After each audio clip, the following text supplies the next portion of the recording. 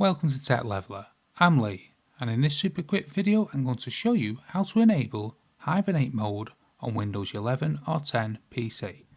Now if we come to the start menu here and we select the power options here, we don't actually have Hibernate.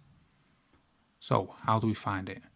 Press the search box here and search out for Control Panel. It should auto populate as best match after typing CO. So we'll select Control Panel within the best match. Then once we're in Control Panel, we want Hardware and Sound. Then within Hardware and Sound, Power Options.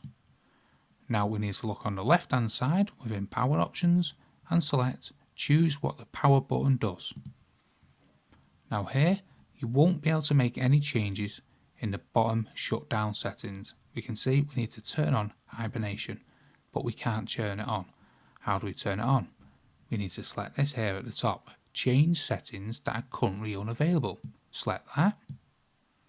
Now we can turn on hibernation. Don't forget to select save changes. Now when we hit the start menu, the power button, hibernate is there, and we can hibernate our PC.